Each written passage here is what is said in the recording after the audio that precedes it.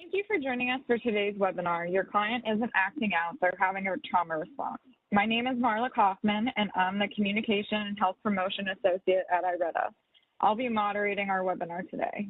I would like to go over some quick housekeeping items about how to use the WebEx technology and how to access continuing education credits. First, we would like to encourage you all to participate in today's webinar through two methods. If you have questions for our presenter or are experiencing any technical issues, please use either the chat function or the Q&A panel to communicate your questions. Our presenter, Jean Campbell, will pause throughout the webinar to answer questions. Feel free to submit them through the chat or Q&A box at any time. This webinar is approved for 1.5 PCB and/or NADAP credits, which are free. A certificate of attendance will also be available to download from your MyIRETA account. Please take note that it will take up to 48 hours for your CEUs and certificate to be available in your MyIRETA profile because we have to cross-check your attendance with WebEx following the webinar. After the webinar, you will receive several follow-up emails. The first will be an email with a link to the evaluation. The second will have information on how to access your certificate of attendance and continuing education credits through your MyIRETA account. We may send you an additional email to remind you of the evaluation. I would now like to introduce you to today's presenter, Jean Campbell. Jean Campbell, LCSW, SEP, TEP, is the founder and CEO of Action Institute of California in Costa Mesa, California. She has been bringing groups of people together for over 2 decades to support and hold space for their healing. She specializes in trauma reorganization, somatic psychotherapy, and addiction codependency recovery. She provides ongoing psychodrama training groups, leadership workshops, personal growth workshops, and intensives for individuals, families, and couples. By bringing her own 30-year healing journey to every workshop and training, she is committed to creating safe spaces for people to do their own healing work. You can learn more about her work at www.braveheartretreats.com. Okay, Jean, if you are ready, I will hand things over to you. Thanks so much. Thanks for letting me present today. Hi, everybody. Thanks for joining us. Just a correction, I think we have a little bit of a miscommunication. Action Institute is my old business. I'm now with Braveheart Retreats, which I also own, and that's why the website address that was given to you, it's on the bottom of all of my slides too, so if anybody wants to contact me, you can reach out to me there just to clear up any confusion. So we're going to talk about trauma today. We're going to talk about helping clients engage in treatment. And I thought it would be helpful to start. There's a wonderful artist named Brichita, who I follow on Instagram, who has these extraordinary images that just capture so much about what living life in a human body feels like. And a lot of them are trauma related as well. And so when I think about folks who are, and I always use this in air quotes, who are acting out or who are being resistant, it really speaks, the art really speaks to me, because so often when folks arrive on our doorsteps, whether we work in private practice or in substance use disorder treatment or mental health treatment or any other environment, intervention work, folks just, they're in such chaos and their feelings are just all over the place. And as this image really beautifully shows, a lot of what's happening is that trauma has led them to not be able to find a way to contain their feelings and to regulate their systems. And so it looks more like what's happening on the right-hand side. So part of why I titled this workshop what I did, this presentation what I did, is I've long had a pet peeve about this language that gets used in treatment all the time. I've sat in many treatment center clinical meetings where somebody will use either one of these terms. Oh, this client is acting out, or they're being resistant. They don't want to participate. And as a psychodramatist, I think of it differently, which we'll talk about in a minute. I really think of it from a perspective of warm-up. And so when people are acting out or being resistant, they are using the only tools that they have. They're going back to old behaviors. They're engaging in behaviors that no longer serve them, but probably served them at some point. And so part of what I look at when somebody is having difficulty, they're not willing, they're being resistant, I really am curious about what their trauma history is and what responses they already have established in their system, and then finding a way to help them identify and learn and practice new responses. And so those old behaviors aren't going to work. So I often will look at what somebody's history has been, because if they never learned co-regulation, right? We come out of the womb not being able to regulate ourselves, and the people around us regulate us. And when I say regulate, what I'm talking about in the nervous system, if we're around people who can be calm, who can respond to situations relatively calmly, who can provide that sense of attachment and connection with us, then we have that experience of being able to have a relatively settled nervous system. If from a really young age, the people around us are anxious or they're in fight mode all the time, our systems respond to that. And so we learn that the world is not safe, and we learn to view the world as an unsafe place.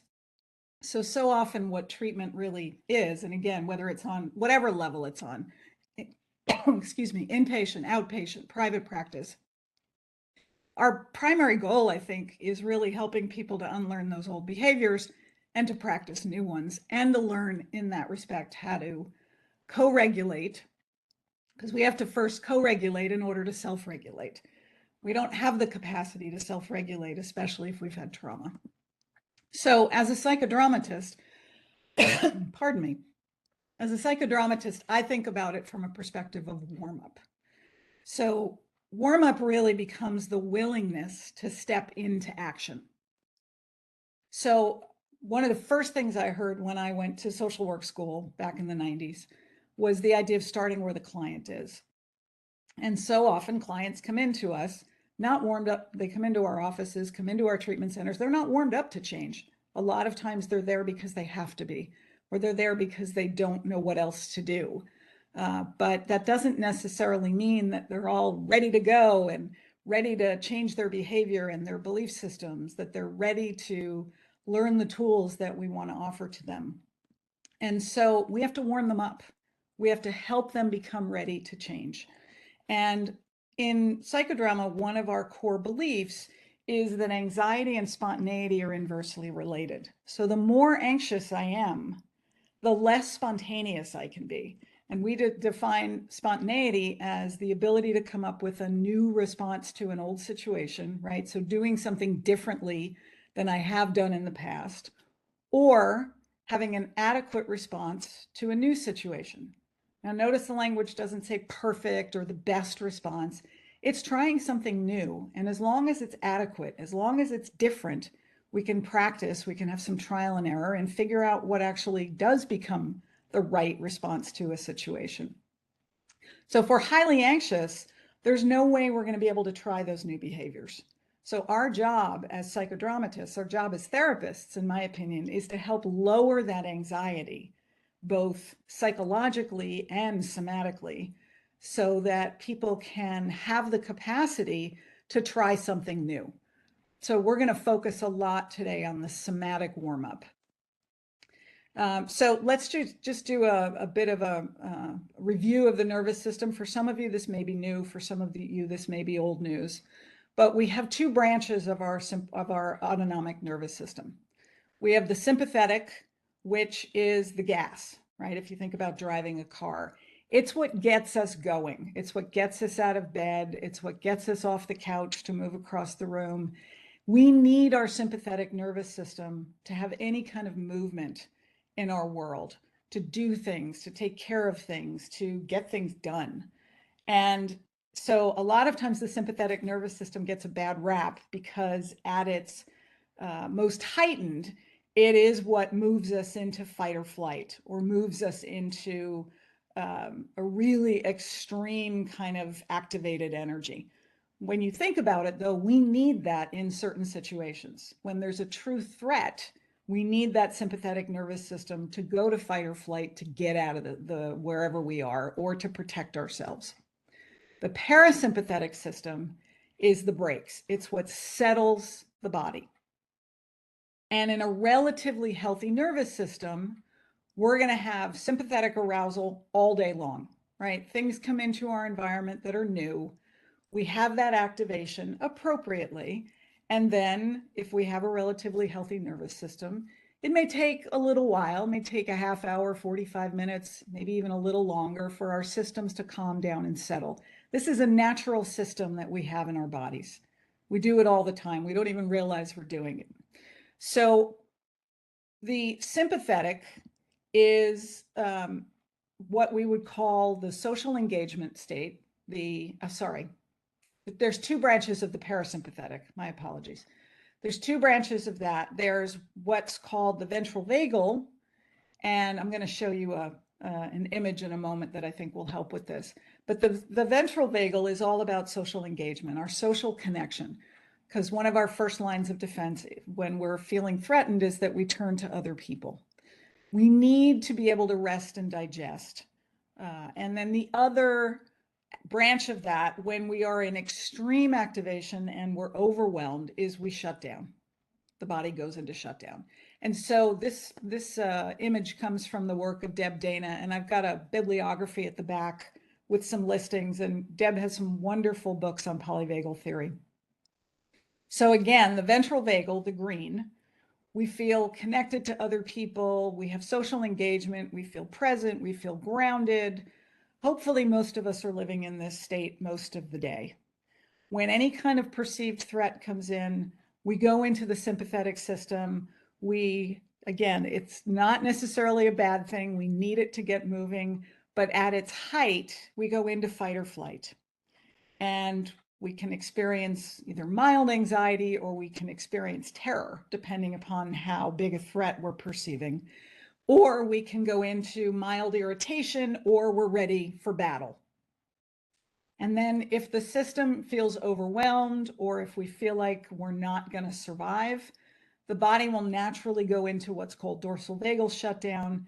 And animals do this in the wild when they feel like they're the prey. They are prey to a predator, they will literally collapse and in some cases play dead, and the body will shut down.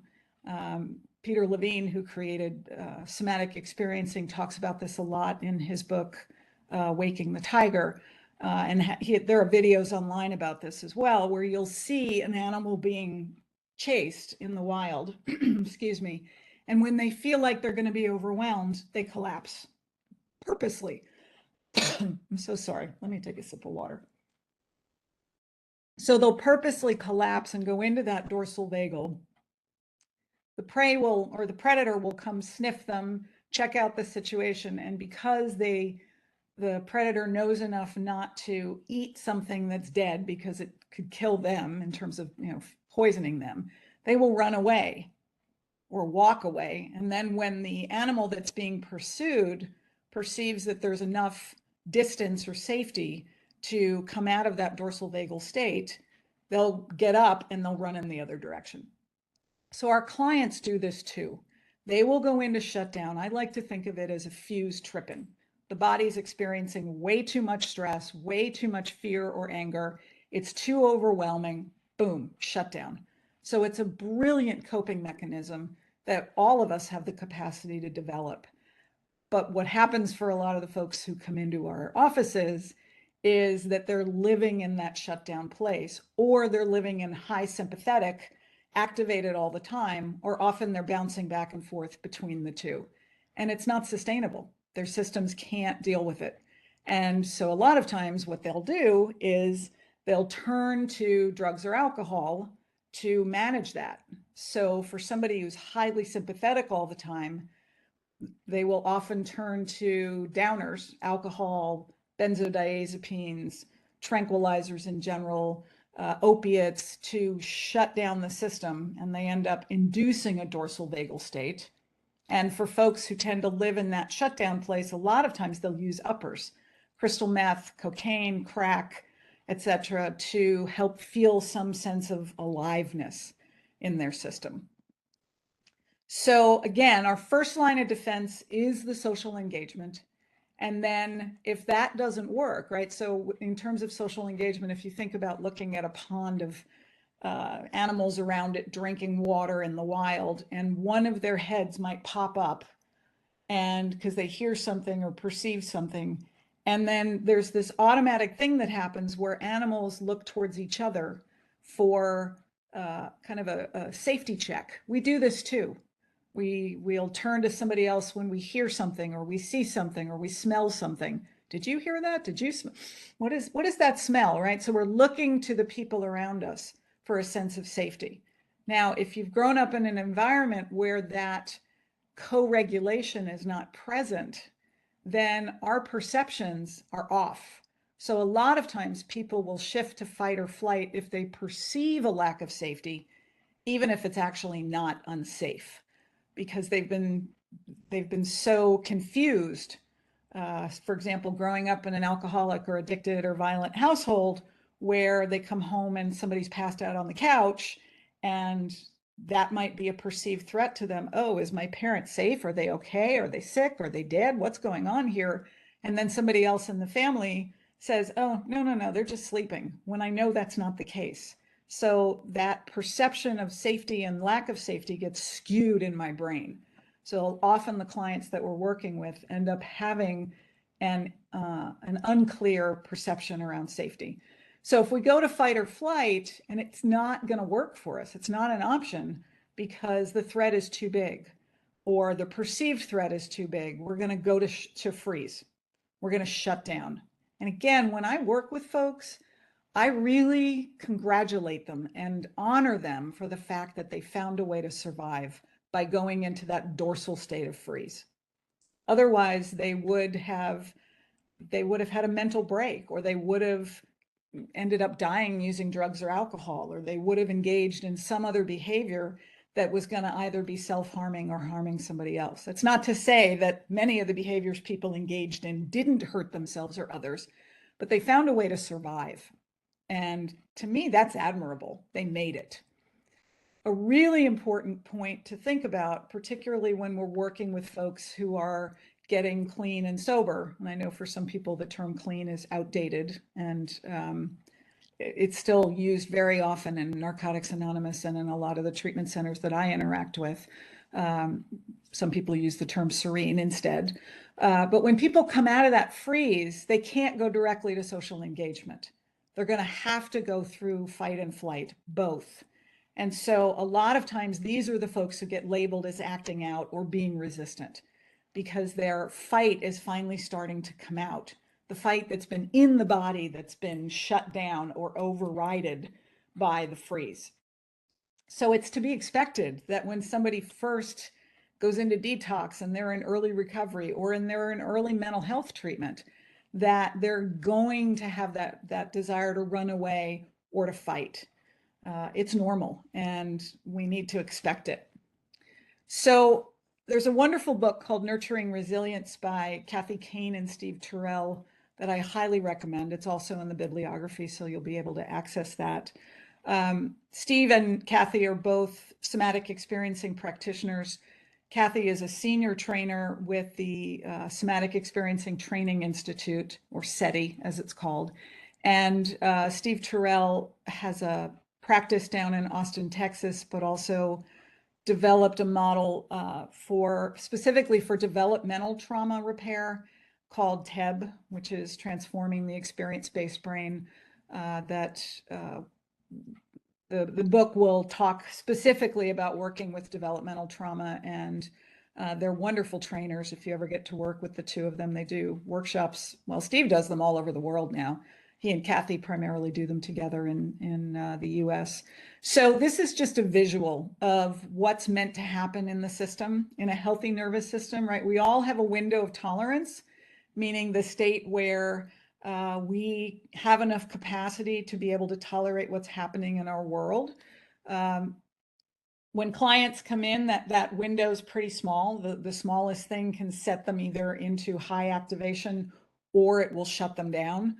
And so our job really is to expand that window over time. So our sympathetic nervous system engages, we mobilize, we need it for mobility, but we can also go into fight or flight. And if there's too high an activation, it can move us out of our systems, which we'll look at in a minute, but we need it to move our bodies forward.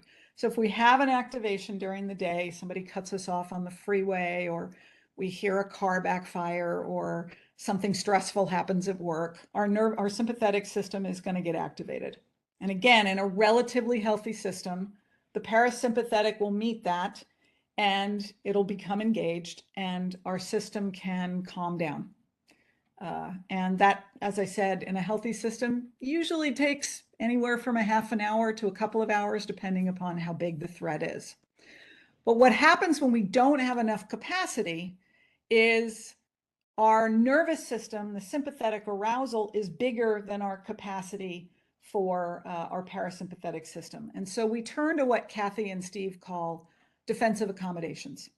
Some people would call this defense mechanisms. So we go to things like using drugs, using alcohol, we turn to gambling, we turn to sex, we turn to food, we turn to shopping. Some people go into isolation and sleep a lot. There's all, you know, there's people who go into high activation. Like I have a couple of folks I've worked with over the years who go into extreme cleaning in their apartment to try to burn off, or their house, trying to burn off some of that sympathetic energy. So those defensive accommodations actually end up, I'm just gonna, oh, I thought I had the capacity to annotate. So if you can imagine with me that well, let me go to the next slide and I can demonstrate it. I'll come back to this in a moment. So, oh, sorry. So what happens is those defensive accommodations, right? If we don't have enough capacity for the parasympathetic, we end up using those defensive accommodations to do what Steve and Kathy would call a faux regulation.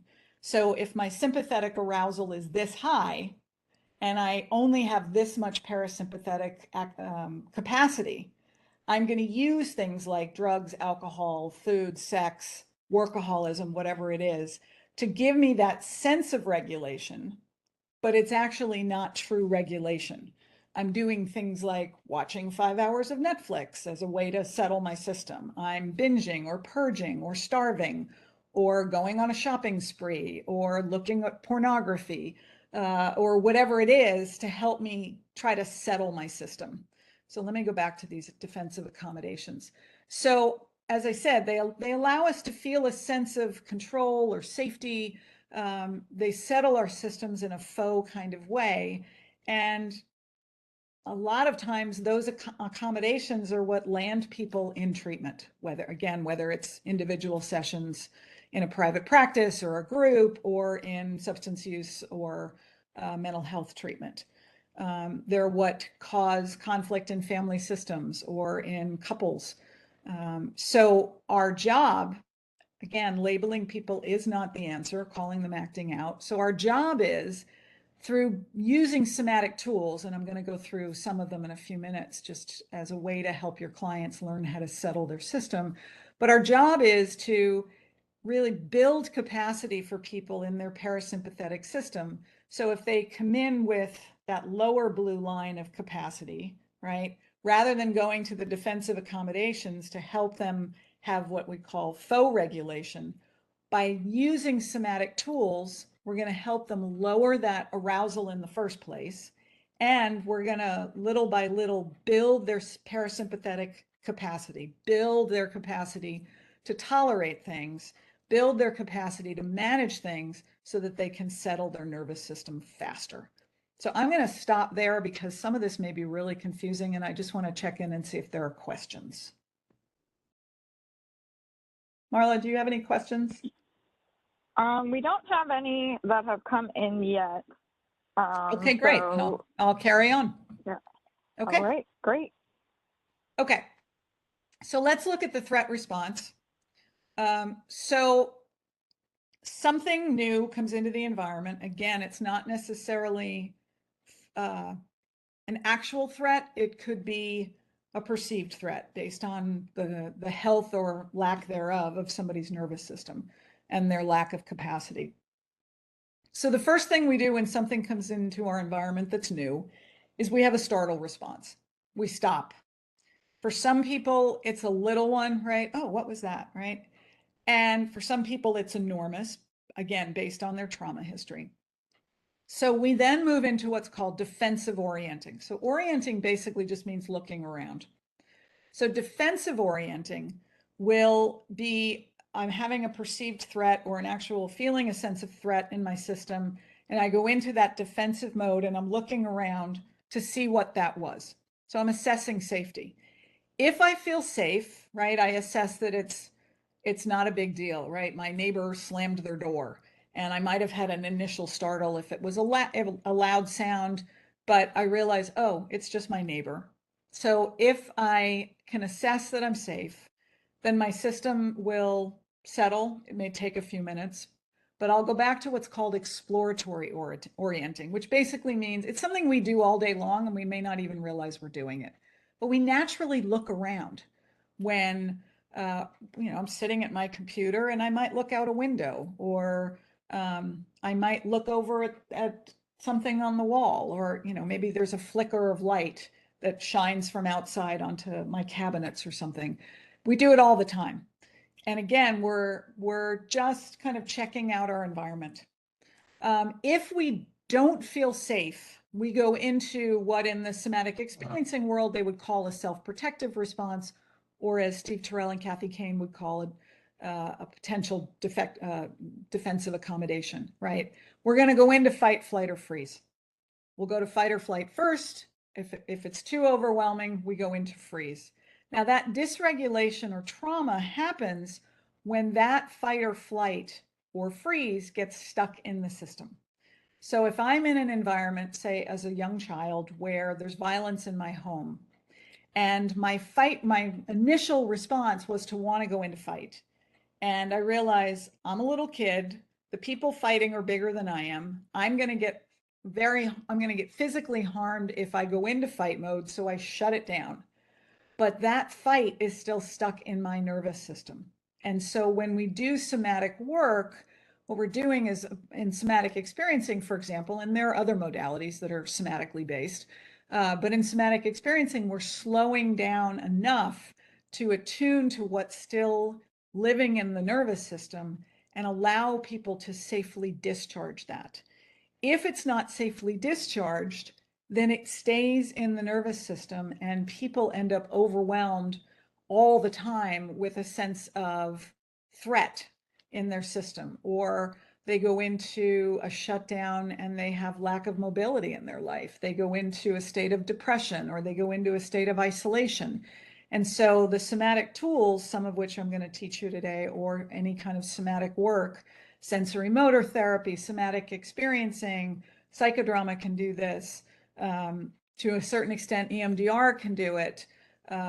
There's lots of other somatic tools that we can use, and we're going to talk about those in a minute. Those can help get that threat response cycle completed so that that energy can leave the system. So there's a wonderful book called Burnout, written by Emily, and I think her name is Amelia Nagoski. They published it during the height of the pandemic. They actually were on Brene Brown's podcast, Unlocking Us, and they talked a lot about the completion of the threat response, because when you think about it, during the height of the pandemic, we did not have the social engagement that we usually have. We didn't have the capacity to use social engagement to assess safety. We couldn't turn to other people because we were not, a lot of us weren't in environments around the normal set of people, our support group, our normal resources. And so it made it harder for us to settle our nervous systems. On top of that, many of us, myself included, I was very aware of this, we were in a freeze mode because there was nothing, it was so amorphous, there was nothing to fight or run. Where are we going to run to, right? No matter where we ran to, the virus was there. And so a lot of us went into freeze mode. And so that need to complete the threat response was really vital. And so when you're working with clients, any kind of movement is going to help them with that. I did a lot of walking. A lot of people bought Pelotons or other exercise equipment so they could work out at home. They went swimming. They went into martial arts kind of work. A lot of people did yoga, any kind of movement. It doesn't have to be anything formal. It doesn't have to be any kind of formal exercise. Creativity also, it's a way, you know, the movement of the arms and the movement of the legs is a way to help complete that threat response, especially if there's a fight or flight stuck in the system. So dancing, singing, painting, any kind of knitting or crocheting or scrapbooking, or, you know, there were tons of people baking and making bread. I was joking with some friends of mine who were doing lots of bread baking. You know, when they were kneading the dough, there was the fight response was able to come out in that. They got to hit the dough and really use their hands to knead it, and it felt like a discharge, which was really comforting for them. Laughter is a great fear release. I know for myself, during the height of the pandemic, there was a period of time where I couldn't watch anything on television that was suspenseful or anxiety producing. I watched lots of comedies, lots of, yeah, just lots of things, comedy shows on TV, stand-up shows, because I needed to laugh. I needed to get the fear out of my system. Also, deep crying, or what the Irish would call keening, or there's wailing, where that sound is really just coming from deep in your heart. And I recommended to a lot of people, put on that piece of music that will help you get there. Watch that movie or that TV episode that will help you get there to discharge the grief that is sitting on your heart. Because there was a lot of ambiguous grief, right? People weren't getting to go to their graduations or their proms, or, you know, they were having weddings where they couldn't invite family and friends, or they were having all kinds of life events where they didn't get to have the typical celebration. They missed out on things.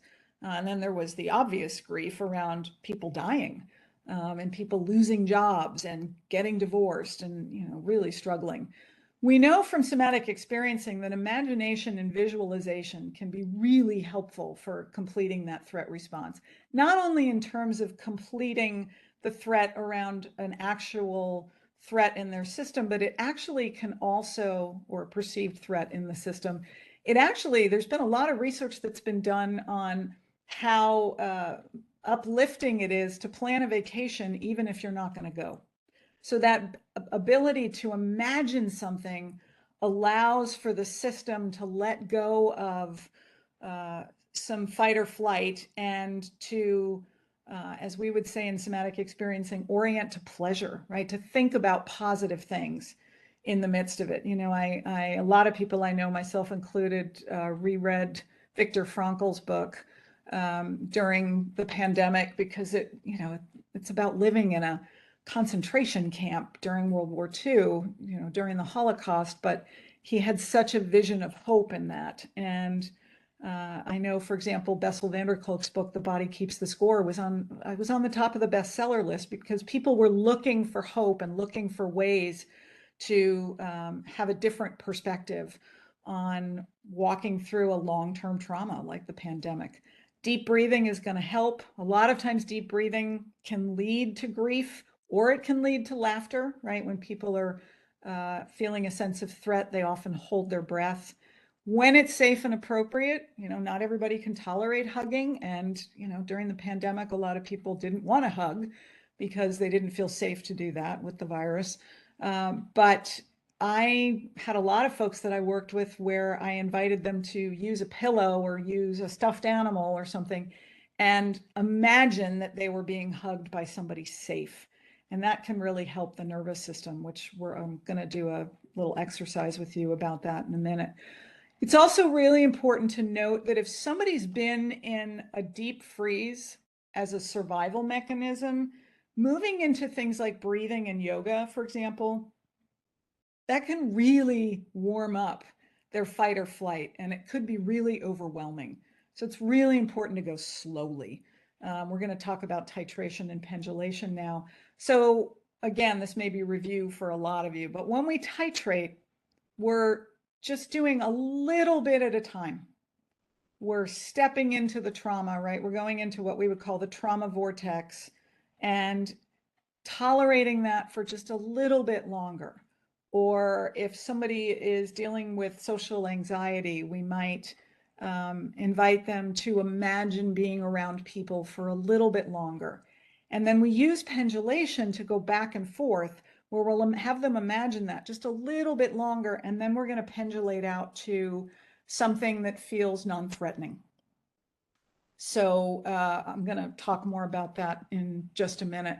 So actually, let's do this right now. So I'm just going to invite you to find somewhere in your body that might be feeling a little bit of anxiety. For a lot of people, that lives in their chest or it lives in their belly, but just take a moment and just notice it. Don't try to fix it, just notice it. And then I'm going to invite you to find somewhere in your body that isn't anxious and pendulate out to that place. If you can't find somewhere in the body, find somewhere outside of your body. It could be a tree outside, it could be a cloud, it could be a sky, the big sky, it could be the Mother Earth, the ground, but just stay with that non-anxious place for a minute. And just allow yourself to notice what that feels like. Often people will feel some loosening of their muscles. They might feel a deeper breath. They might feel their feet more firmly on the ground. So just notice that. And then I'm going to invite you to pendulate back into that anxiety and just stay there maybe 3 or 4 seconds longer, 5 seconds longer than you did the first time. And then pendulate back out to that non-anxious place. And just allow your system to settle.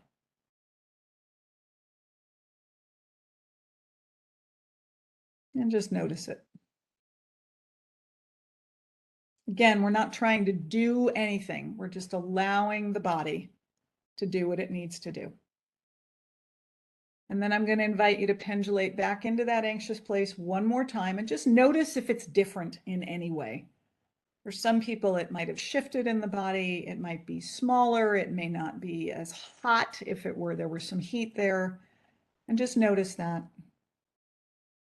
There's no right or wrong response. And then pendulate back out. And just notice what your body is like now.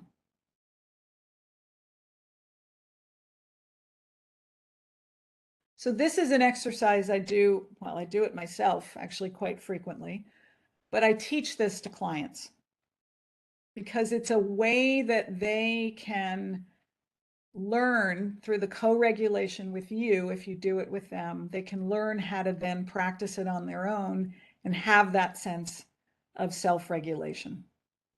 And sometimes I'll even suggest that they imagine that you're guiding them through it. So we're combining the pendulation with the visualization or the imagination so that they can feel that sense of co-regulation.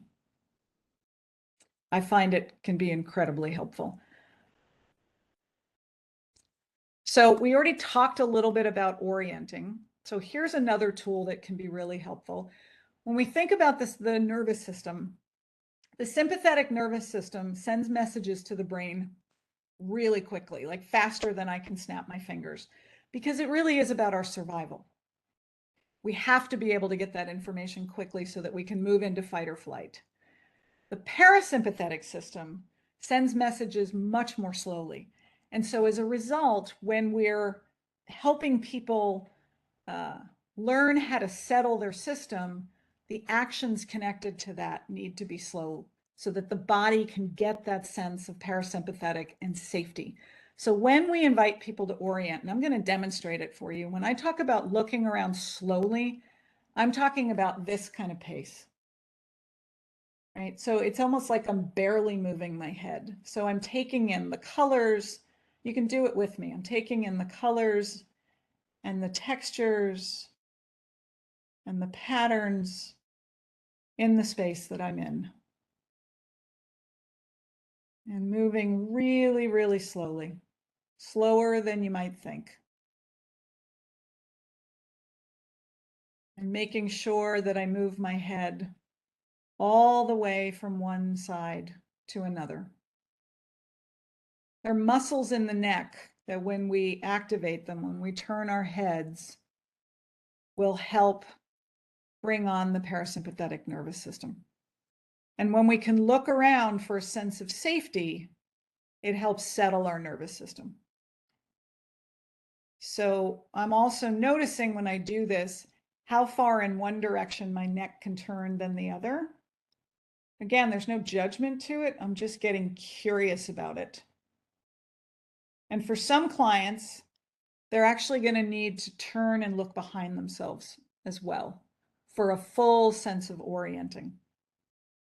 So it can help to give people something to focus on. So for example, when you orient to the space, and you can do this whether you're in person or on Zoom, you can do the pendulation or whatever mode of telehealth you're doing, simple practice, for example. But you can do this, you can do pendulation.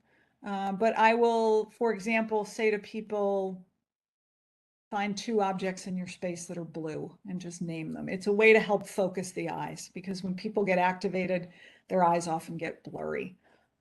Or find something that makes you smile. You know, one of my teachers, Burns Galloway, who I learned from in Somatic Experiencing training, used to always, at the end of the day, he always used to say, orient to pleasure, as a way of saying goodbye.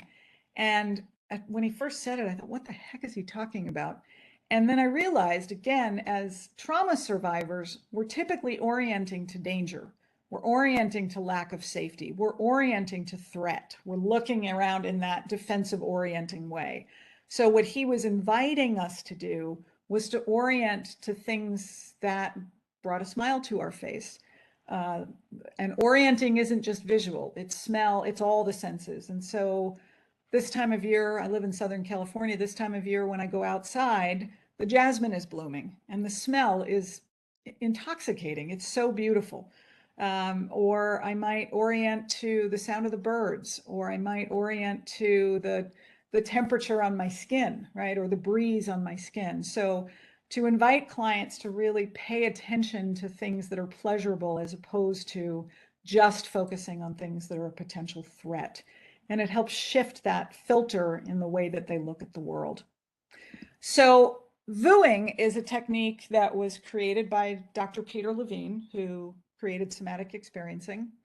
And it's a way to help activate the parasympathetic nervous system. So I think there's been a lot more information out there in the world about the vagus nerve. I know there was a front page article in the New York Times, I think it was over the weekend. I was pleasantly surprised to see it. But there's a lot more awareness about the vagus nerve. It's a very large nerve in the nervous system, and it affects every organ. Our heart, our lungs, our pancreas, our kidneys, our adrenals, our spleen, everything. And so when people are in freeze mode or high activation, there's often a lot of constriction in the system. And so by using the VU, it will vibrate the vagus nerve, which will actually help the system calm.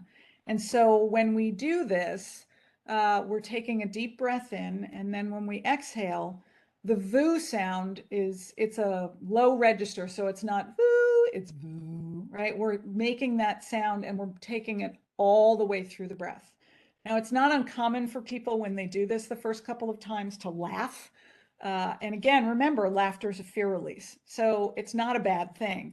And I will often, when I teach this to people, I'll do it with them. When I run training groups, we start every day as a group doing a ritual, and part of that ritual is VUing to help everybody land in the room. So let me demonstrate it for you, and you can do it with me. So I'll demo it first, and then I'll do 2 or 3 of them, and then you can jump in on the second or third one. So again, it's a deep breath in.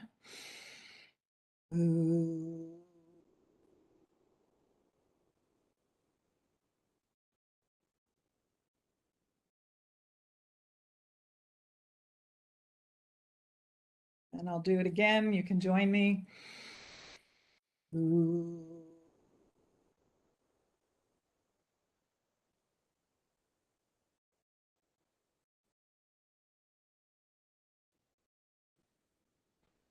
And I'll do it one more time.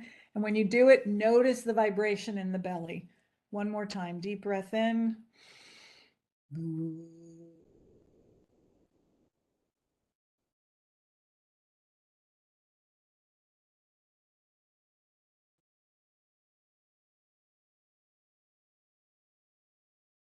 And just take a moment and notice what it feels like in your system.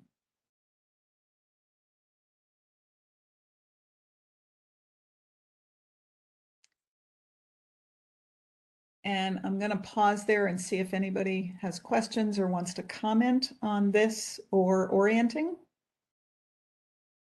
before I move forward. We had so just on the VU, someone commented and said, VU seems very similar to the yogic Om. Yep, it is very similar to the Om or the absolutely. Someone earlier on asked, would you happen to know where would the fawn state fall under regarding the polyvagal system? Polyvagal theory. Polyvagal theory. Fawn typically falls in the fight-flight area. Some people, I've read mixed things. Some people would say fawning is actually freeze because there is there's a bit of a collapse that happens with the fawn, not necessarily externally, but internally, when people are going into that sort of compliant state of the fawn state tends to be more of a compliant kind of state, so that they're not potentially activating somebody else who might cause them harm.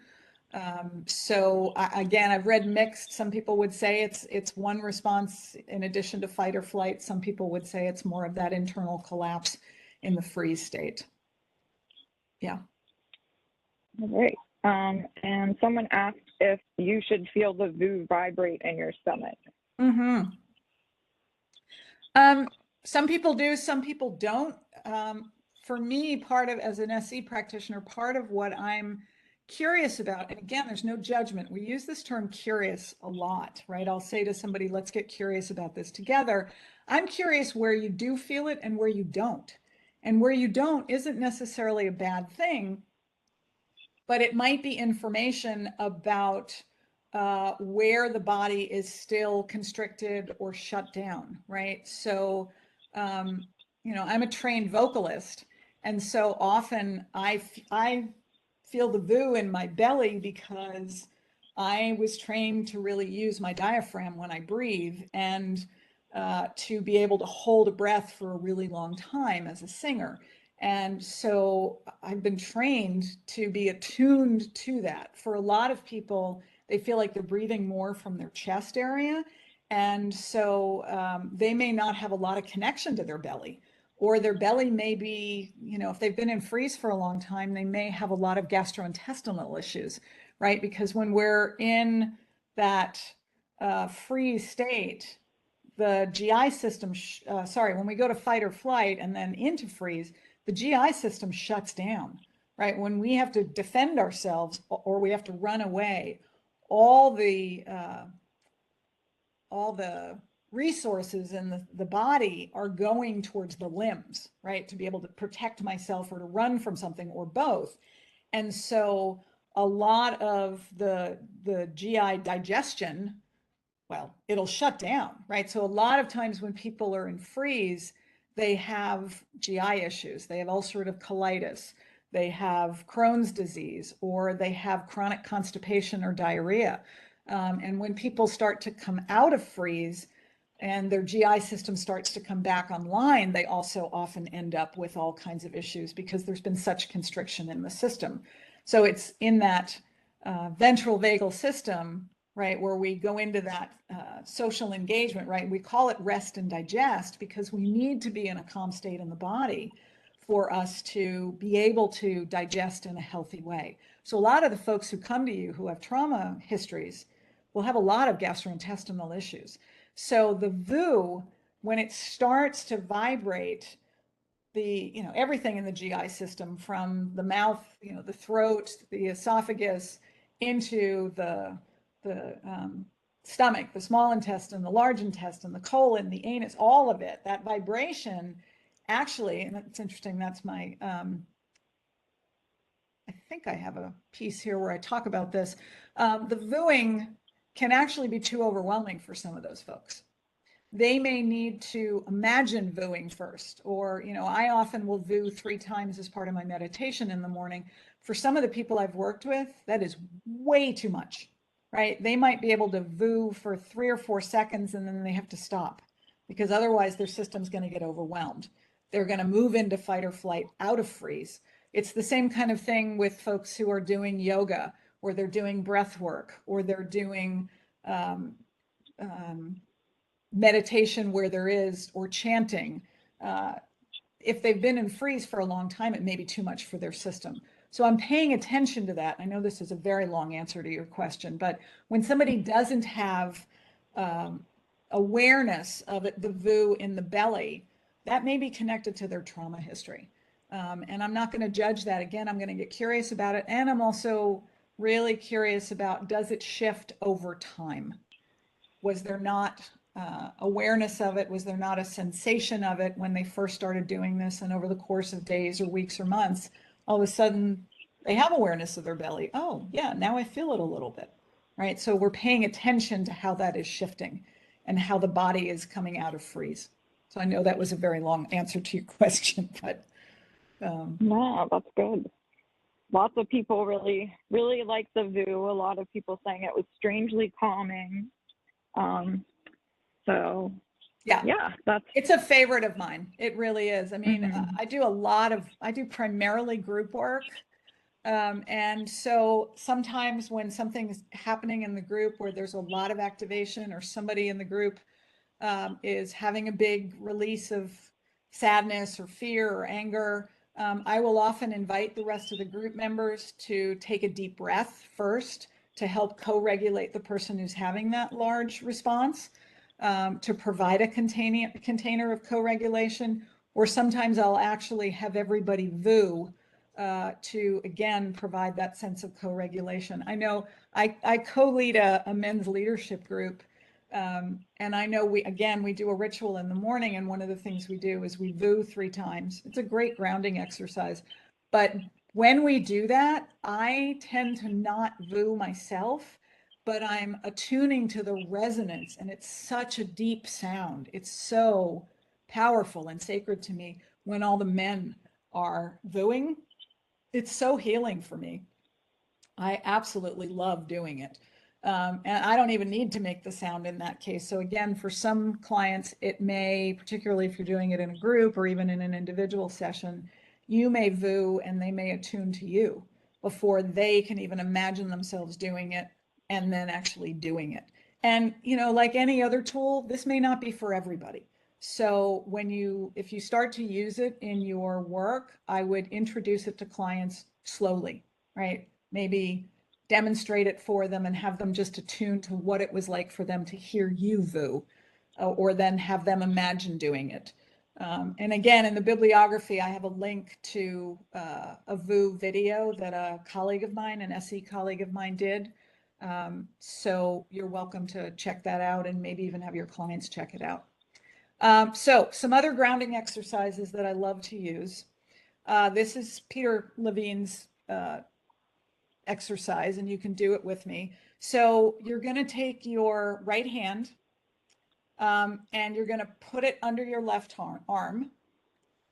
And there's a, in Chinese medicine, if you've ever had acupuncture or shiatsu, there's a meridian called the heart constrictor meridian, which is about the energy around the heart. And this is one of the heart, it's actually heart constrictor 1. Which is, again, a way to help settle your system. So the right hand goes under the left arm, and then your left hand is going to wrap around your right arm, and just let yourself just breathe into this. And we're just going to pause for a moment and do this. And just sense into what this feels like. If it's helpful to you, you can imagine being hugged by someone safe. Or you can imagine an animal that you feel safe with, your dog, your cat, whomever. And just let yourself settle into that for a moment. Again, without any judgment, without trying to do anything, just allowing the body to experience it.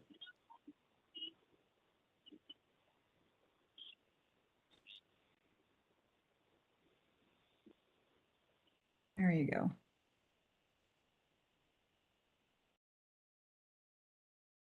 And then when you're ready, you can slowly take your left hand away and then take your right arm out and just again, let your body settle. I notice, well, we'll just take a moment and let your body settle after that. And just notice if anything's different in your system than it was before that.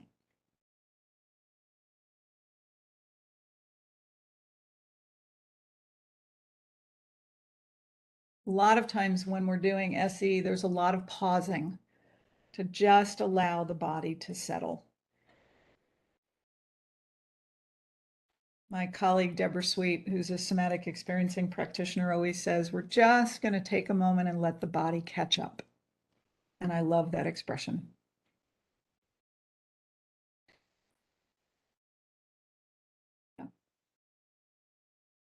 Somebody just commented the body feels much more relaxed. When I do this, I often, one of the first things I notice, at first, I feel like my muscles are a bit constricted because I feel like I have to work at the hug.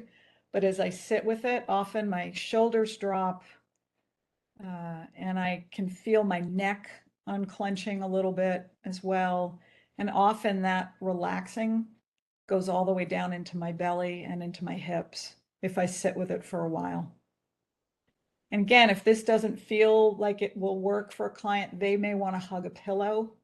And for some people, this may feel like too much, right? If some people have had physical restraint of some kind, it may take a while before they'd be open to an exercise like this.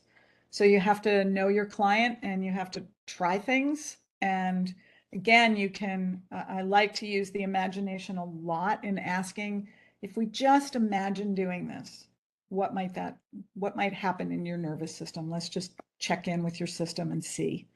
And if somebody starts to feel activated, this is not the exercise for them at this time. So another one, this comes from Susan Aaron, who created a modality called Psychodramatic Bodywork. In this, we're putting one hand on our heart and then one hand on our bladder. Now the bladder lives right above your pubic bone. It's not your belly button. It's between your belly button and your genitals. It's about halfway between those. So if you can feel your pubic bone, you're going to put your hand right above that. And again, we're just going to take a moment and settle in with one hand on the heart and one hand on the bladder. And we're just going to be with it without any expectation.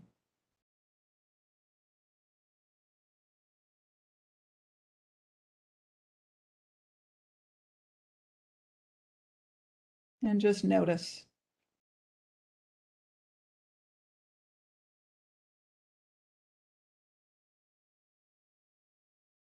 I use this when I'm having trouble falling asleep.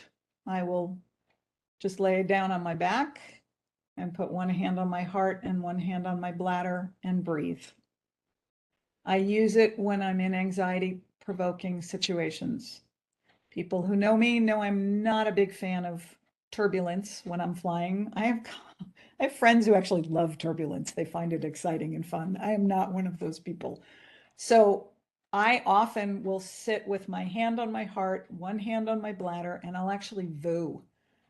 And because the engine's so loud, nobody can hear me. And it calms down my system. So again, when you're ready, you can take your hand off your heart, your hand off your bladder.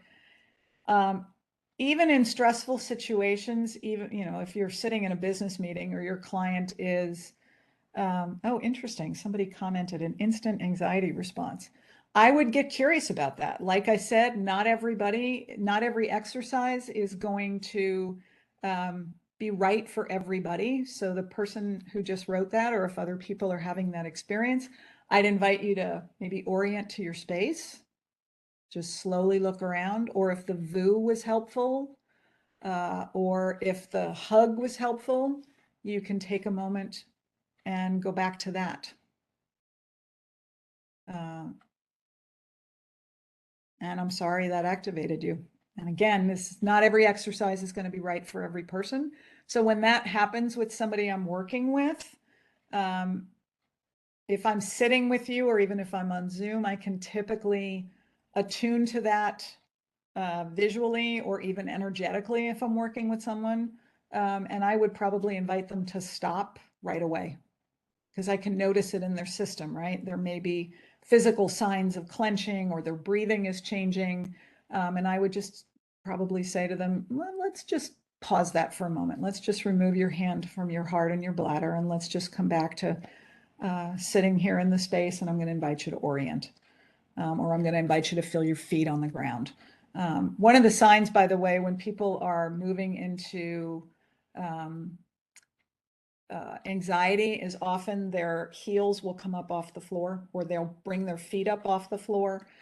In Chinese medicine, the bladder, which is, there's two meridians connected to fear, the bladder and kidneys. And so when people bring their feet up off the ground, the kidney one point, imagine this is my foot, the kidney one point is right about here. So people will lift their foot off the ground, which is why, if they can tolerate it, grounding can be really helpful for them. But again, not everybody can tolerate that. And so sometimes if somebody's got their feet up, I might invite them to just gently start to drop one foot and just notice what that's like. And if it's too much for their system, we're going to come back, right? So we're titrating. Let's try this. Up, too much. Let's come back to having your feet up. And we may work with that over time, because the grounding may feel too much for their system. So a lot of this is just introducing exercises and seeing what fits for your client, seeing what fits for yourself, right? You may try many of these yourself to see, because if you're going to teach them to your client, you don't want to get activated yourself in session if you do something like the hand on heart and hand on bladder. So you may not introduce that to a client. You may do the hug or the VUing. So we all have to sort out what works for us. Another one, and I actually am not in a chair where I can lean, but I like to do this one sitting where I can lean against something, where I'll have one hand on my heart and one hand on my forehead. And then I'll just lean back. And ideally, if I have something to prop my arm to, so my arm doesn't have to work so hard. But there's something really comforting, again, for some people, about having a hand on their forehead.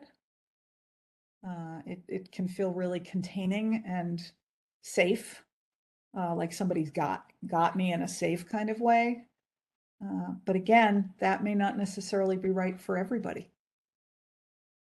So you can try that and see how that feels. And again, if it doesn't feel, if you're starting to get activated, take your hands away and let yourself feel your feet on the ground and get grounded, or orient to the space. Or you might even want to get up and move around, right? Let's get the flight response going, and let that discharge out of the system. So again, got to figure out what's working for your client and what isn't. And some of that is trial and error. And I'm really upfront with people when I introduce these exercises. Some of these may be really helpful for you. Some of them may not be right for you, or they may not be right for you right now. And that's fine. You know, every technique is going to be different, and their response is going to be different to them. Let me go back to the hand on the heart and the bladder for a moment. For some people, it can be really helpful if they're sitting in a meeting, for example, and they're starting to get activated, to just put both hands over their bladder in a kind of comforting way. It looks like they have their hands in their lap. So nobody's going to know that what they're actually doing is offering their bladder and their system some comfort. So that may be helpful. So you can try that as well. You know, that may not be activating, that may be comforting. So again, this one would be leaning back. And many of these exercises, like the hand across the forehead and the one on the occipital lives right in the back of the neck. And again, I want to lean back and I want to have something. This is a great one to do in bed or lying on a couch or something, with one hand on the forehead and one hand on the back of the neck, because our amygdala lives right in that area, in the occipital area, and the amygdala is our fear center, and it has no sense of time. So often when somebody has a perceived threat, if we can calm that amygdala by offering it support in that occipital area, it can help settle the system. This one I've actually done with people, and again, I have to know who I'm working with. With permission, I can stand behind them and put one hand here and one hand here. Or if they're laying down on a massage table, for example, I actually use a lot of touch in my work. If you're not comfortable with that, then don't. But for some folks, I will stand behind them and do this, and they can actually lean their head up against me. And it's really comforting for some people. For other people, it doesn't work, right? It's going to be too activating. So again, these are all exercises that you can try if they feel like they would be effective.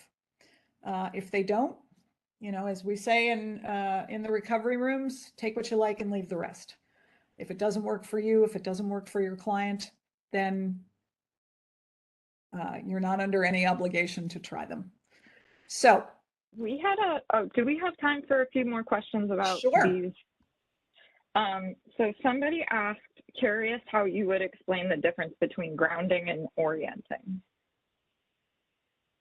So when I think about orienting, I think about taking in the space that I'm in, right? So whether whether it's defensive or exploratory orienting, I'm scanning using all 5 senses, because I'm assessing safety, and that's defensive orienting, or I am bringing myself back to the safety of the here and now in this moment by doing exploratory orienting. It's just a quick check around, like, oh yeah, I'm safe, everything's okay, right? It's something the body does all the time. When I think about grounding, I think specifically about feet on the ground, or feeling my butt in the chair or my back up against the chair. I'm thinking more of it in a physical sense, in terms of that felt sense of being present in the body.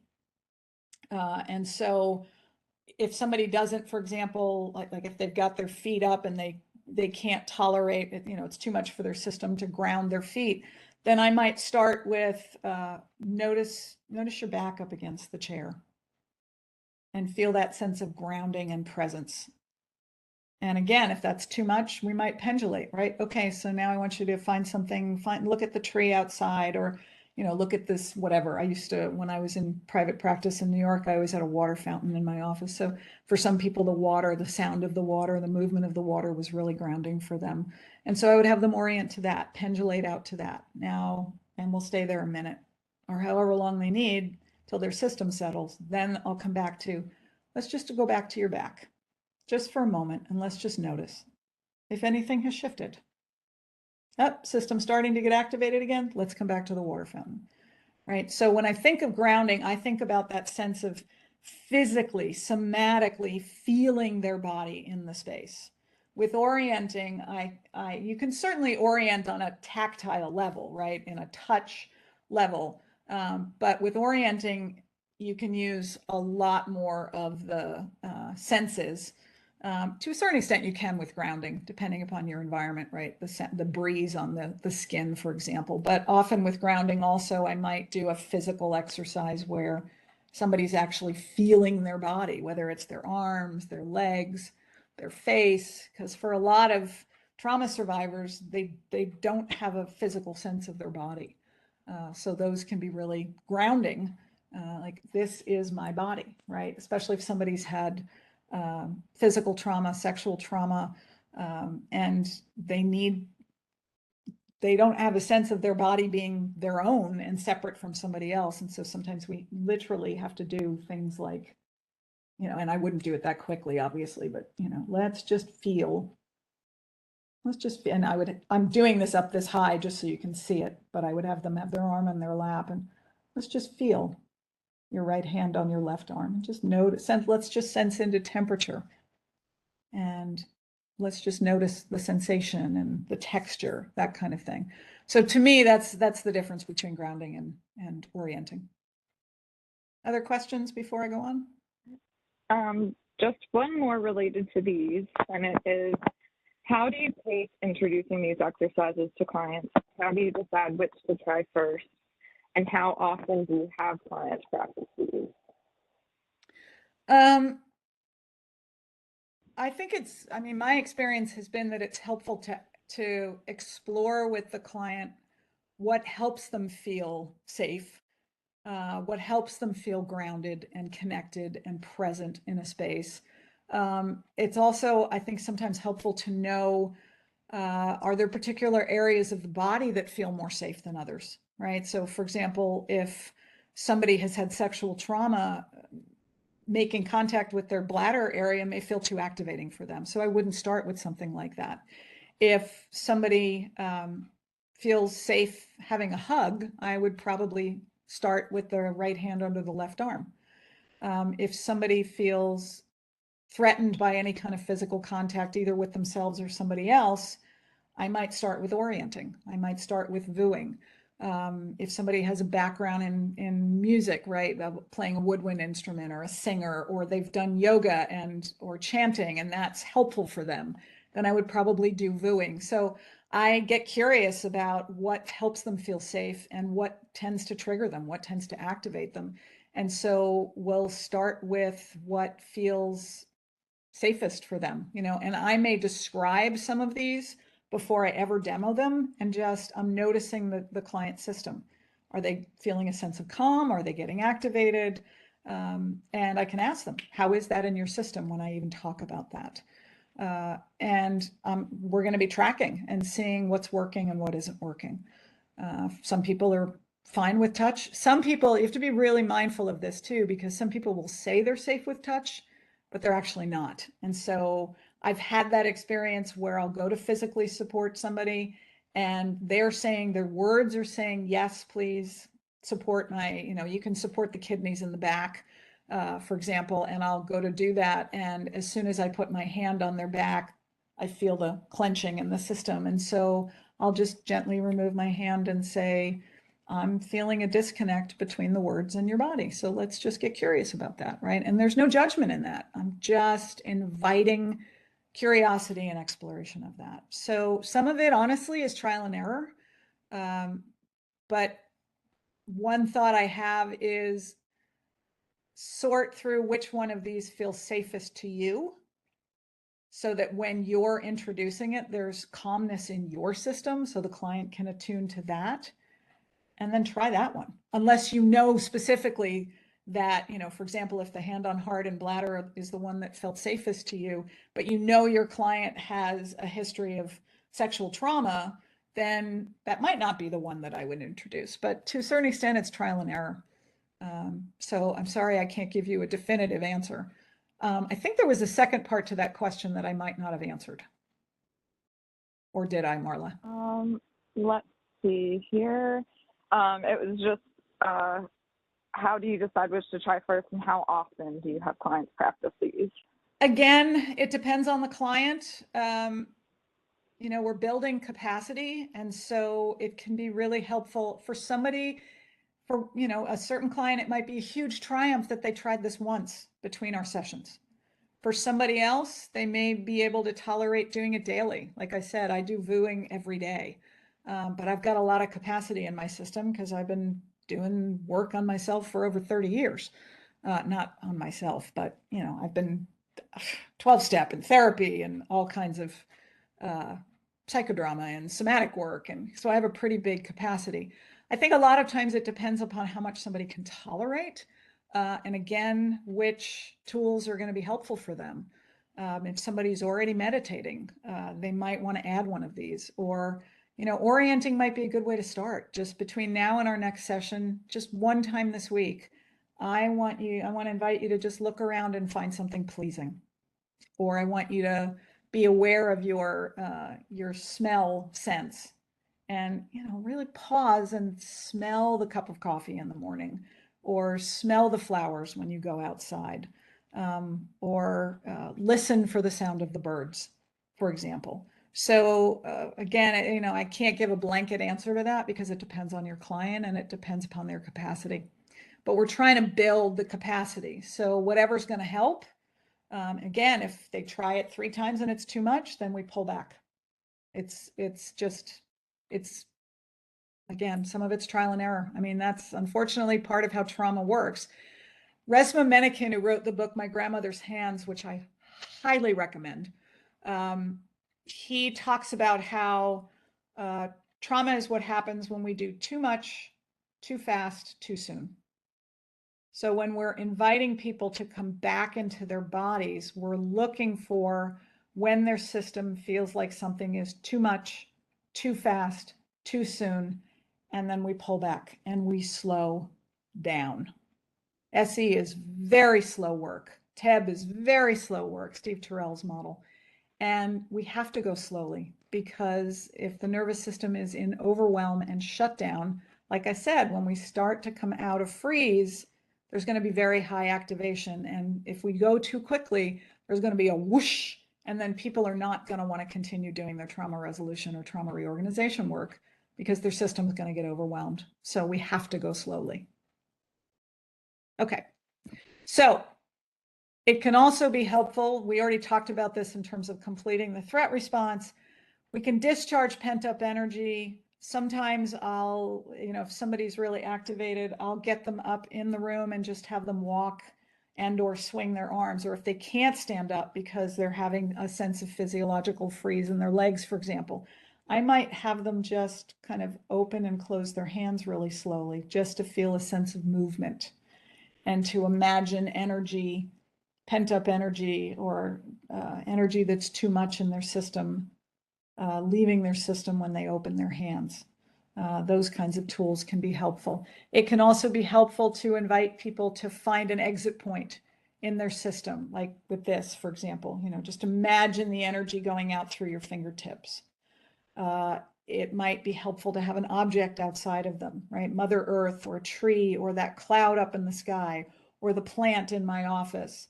They're gonna, that entity, that thing, the sky, the plant, they're gonna just take that energy from you and it's gonna land there so that you don't have to hold it in your system. For some people, I often do this at the end of a group. I'll have people imagine pulling the energy like with a magnet and drawing it all together, or I'll use the image sometimes of like a Roomba or, you know, one of those vacuums that goes around your house automatically, and starting at the top of your head, just collecting that energy and slowly guiding them to be picking up that energy as it goes all the way through the body. And obviously I'm doing it much more slowly than that. And then imagine that energy draining out of the soles of your feet, out of the bottom of your feet, down into Mother Earth, where it will be recycled. It'll be composted. So again, you may have to do some trial and error with your client about what might be helpful. It can also be helpful to slowly shake out their hands or their arms, right? Or even their legs, right? The flight response. A lot of times when people have a flight response in the body, the limbs are shaking, right? A lot of clients, their legs are bouncing up and down. I don't stop people from doing that. I invite it. Let's just notice that. And sometimes depending upon the person, if they can tolerate it, I'll say, make that movement as big as you can, right? So that the discharge is going to happen. Or I might have them slowly alternate their legs, right? Or I might have them, if their feet are on the ground, might have them just move their feet back and forth on the carpet or the floor. Anything to help them be moving that energy. I remember when I was training in SE, we did practice sessions on each other. And there was a session I facilitated where somebody was in a complete physiological freeze. She was psychologically online, but she was physiologically just, her body wouldn't move. And that happens a lot in SE because of that freeze response that people have had. And when I was facilitating the session, I used my hand. I don't even remember what the gesture was. I think I went, something like moving my hand like that. And she focused in on that and said, can you keep doing that? And so I said, sure. And so there was that co-regulation where she could feel the movement in my hand when she couldn't yet feel movement in her own system.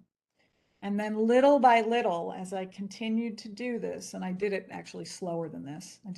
I'll just demonstrate it. I did it really slowly so that she could really attune to it. And little by little, I invited her to just notice if maybe one of her fingers wanted to move. And one of them did. And little by little, and it took a good 15, 20 minutes, but little by little, she felt her hands come back online, her arms come back online, and eventually she started doing this movement with me. And as she did, I invited her to imagine that movement just slowly and gently spreading through her system. And eventually the whole system came back online in terms of being able to move. And so please don't try that at home unless you're trained in SE. But those are the kinds of things that we can do to help people release or to start to bring the system online. So I want to move into a psychodrama technique called doubling, which is also really helpful for people to help them feel a sense of safety and co-regulation. So when we talk about a double in psychodrama, if I can double you or if you can double me, we are so attuned to what's going on with one another that I can actually speak for you. You can speak for me. And often when people go into a freeze, they don't have the words, or their executive brain has gone offline. They can have no words. They can have a sense of temporary aphasia. And clients, more often than not, they don't have a sense of what's going on inside when they come in, emotionally, sometimes physically, somatically, obviously. So what a double will do, and I'm going to show you an image in a moment, is that I position myself directly behind the client. Now, I have to see if they can tolerate that. A lot of trauma survivors can't tolerate somebody behind them because often they've been assaulted from behind. So it will feel unsafe. So I can also do this from across the room, which I'll talk more about in a moment. I make an I statement as though I am that person, and then they can repeat it. They can embroider upon it. They can completely say, no, that's not it at all. So they can delete what I've said, but then I'm going to invite them and say, well, if that doesn't fit, what does fit? So we're looking to help them find what does fit for them. So we're helping them to attune to what's really going on inside and then speak that. Or sometimes if they don't have words, they can do it as a movement or a sound. And so, mind you, in this case, this was at a training that I did. I've known this person for a very long time. I can put my hand, or in this case, both hands on his shoulder to double. I wouldn't do this with somebody that I'm first starting to work with because it's going to feel too threatening. And if they say it's okay, I have to check in and see if there's a sense of override. Oh yeah, sure, no problem. Come stand behind me and touch me. For most people, especially trauma survivors, they probably can't tolerate that. So what we're trying to do when we double, for one thing, we can double the resistance. So I might stand behind somebody and I might, or I'll talk about not standing behind and how I work with that, but I might stand behind somebody, if they're in that pre-contemplation stage when they walk in my office, I might double and say, I don't really need to be here. I'm only here because my wife said she's going to divorce me, or my partner or my husband said they're going to divorce me if I don't get help. And then I invite the person to put that in their own words, repeat it, correct it, change it. So it's a way to attune and align with the person so that they feel like I get them. And that sense of getting them feels safe. I will say, if you're working with people who have schizophrenia, schizoaffective, you have to be really careful using this technique. I probably wouldn't use it necessarily right away because they might feel like they might have some paranoia that you can read their thoughts, right? Especially if they're in any kind of hallucinatory state. So again, you got to know your client. But to double that resistance or inadequate warm up helps them feel like I'm aligned and attuned with them. And so sometimes I will purposely double incorrectly because I want to help them tune into what's really going on for them. So I might double and say, gosh, I'm really glad I'm here. I really think I've needed to be here for quite some time. So for example, if somebody isn't talking, it might be a way to help them tune into what they are feeling. I probably wouldn't do that initially, especially if somebody's in pre-contemplation, but I've done it with adolescents quite a bit over the years, because when they don't want to talk, it's a way to help them talk. So this is an example of doing it from standing behind them. When I do an intake, I do what I call doubling from across the room. So the way that I do that is sitting across from them. I might say, you know, if I were in your shoes, I might be really angry at my EAP counselor who told me I had to come here or I might lose my job. Is that right for you? Right? So I'm speaking as though I am them, using an I statement, but then I'm following that with, is that right for you? Because I want to give them the chance to correct that if it's not true. And so we don't really have time to, I mean, I ideally would love to do a bigger exercise on this, but I teach this when I do it in individual work. I teach it to people when I'm doing group work, because especially if you're working in a treatment center or, an IOP, whether it's substance use or mental health, doesn't matter. The clients spend a lot of time with each other and they know each other better than I do when I'm doing group work in that kind of setting. And so I will invite them to double one another. Now I have to know my clients. Doubling is not meant to be used to share secrets that people aren't willing to have revealed in groups. So for example, if I've got a client who has a history of sexual trauma and maybe they've shared that with their roommate in a treatment setting, it's not for the roommate to reveal that to the group before the client is ready. And so when I teach doubling to people, I specifically give that guideline. It's also not a way to shame people. It's not a way to stand behind somebody and say, if I were smarter, I wouldn't have started drinking again, but I'm really stupid, right? That's unacceptable. So I have to teach people guidelines around that. And also, depending upon the population, I have to give some limits to topics, right? So if I'm working with adolescents, I typically don't let them double things around sexuality, unless we're talking about things like gender identity or sexual orientation, and there's a culture there where there's safety around that, and and that's not just with adolescents, it's certainly true with adults as well, where we've created some safety around that, and it is part of the culture to explore that. Then I think doubling can actually be really powerful and helpful.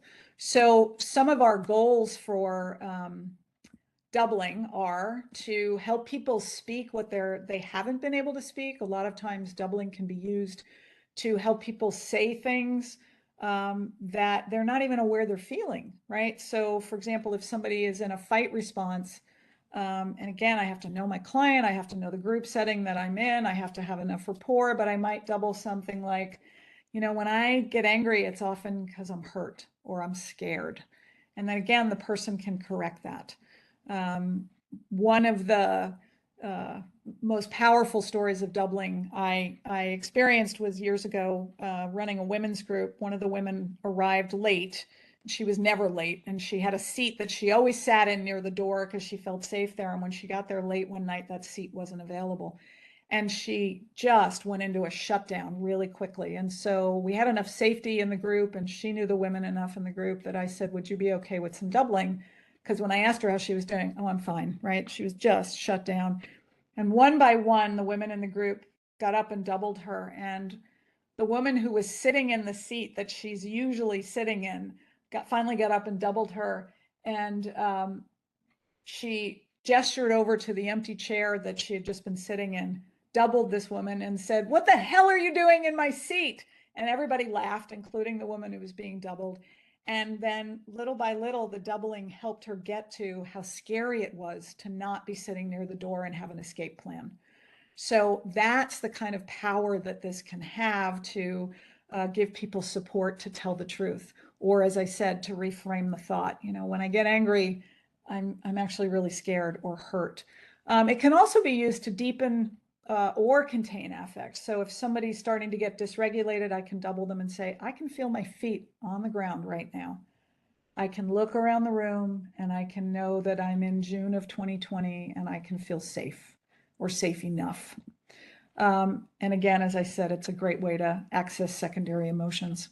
So I think as a general rule, and this is another image by Brachita, when we're working with people and we're trying to help them have a new response or a new role, a new response to an old situation or an adequate response to a new one, it really helps if we go slowly. You know, one of my favorite passages in the AA Big Book is we pause when agitated or doubtful.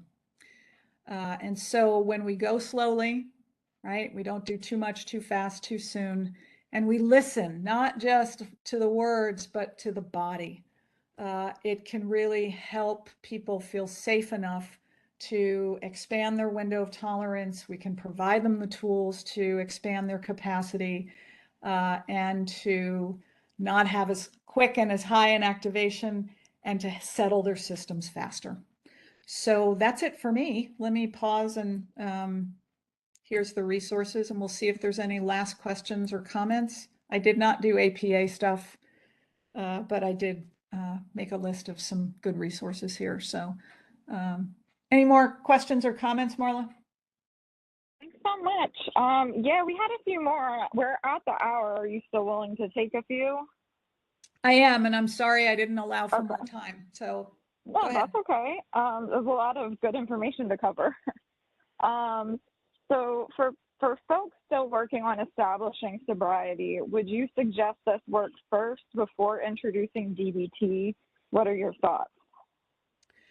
You know, I'm not enough of an expert on DBT to answer that question, so I don't want to respond outside my scope of practice. I don't have enough training in DBT.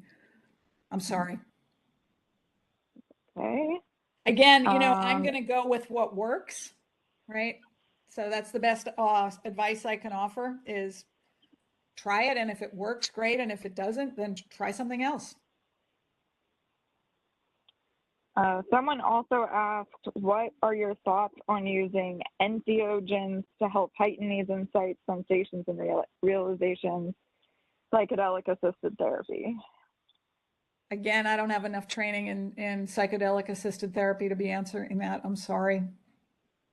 Yeah, I mean, I've tended to work in abstinence-based model in the programs that I've been in, and I know there's some great research being done on psychedelic-assisted therapy. There was actually, again, I'm a New York Times reader. Obviously, there was a front page article on that, but I don't have enough knowledge, so I don't want to speak out of turn. And then we had one more question. Do you have any thoughts about the book by Rebecca Ladine, The Mind-Body Stress Reset? Don't know the book.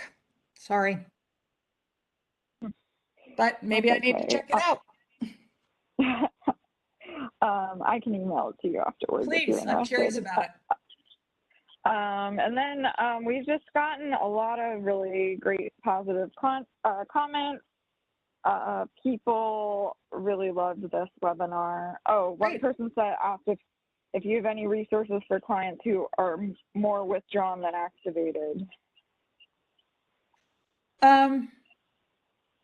Well, if they're withdrawn, that's potentially a freeze response. And so a lot of these resources a lot of these exercises will actually help them to come out of freeze. But again, you want to move really slowly if somebody's really withdrawn, because that's a self-protective response and we can't come out of that too quickly. Yeah. All right. Well, that's all the questions we had. Thank you so much for a great webinar. My pleasure. We're just getting lots of comments saying how amazing it was. I'm so glad. So if anybody's interested in somatic experiencing training, their website is traumahealing.org, O-R-G, and that'll give you information. There's a lot of videos on that website that you can use and introduce to your clients. There's a lot of good resources there. And if you're interested in SE training, you can get information about how to do that. Steve Terrell's website is Austin, as in the city, A-U-S-T-I-N, austinattach.com. And you can get information about Steve's trainings as well. He's also got a lot of really good resources on his site. All right. Thanks so much. Thank you so much to everyone who attended and for your great questions. And thanks again to Jean for such a wonderful webinar. A reminder again that you can learn more about Jean and her work at www.braveheartretreats.com, which I think is listed on the resources page there. Yeah, it's on every page of the PowerPoint. Okay, great. And I'll include it in the email we send out with the slides and the recording next week. Wonderful, thank you. And just a few more housekeeping items. Again, we'd like to remind all participants that a PDF of today's PowerPoint, along with the recording of today's presentation, will be uploaded to our webinar library located on our website sometime next week. Once we have these resources posted, a link will be sent to all of today's webinar registrants. I now want to remind you of our evaluation and CEU process. You will receive several follow-up emails from us. The first email will include a link to the evaluation, and the second email will include step-by-step instructions on how to obtain CEUs. Please note that it will take up to 48 hours for your CEUs to become available because we have to cross-check your attendance records. We would also like to specially request that you fill out our evaluation. It should take no more than 2 minutes of your time. Again, we want to thank everyone for taking time out of your day to participate. If you have any questions at all, please email us. The email address is info@ireta.org. And with that, I will conclude the webinar. Thank you and have a wonderful rest of your day. Thanks, Jean. Thank you. Take care, Bye, everybody. everyone. Bye-bye.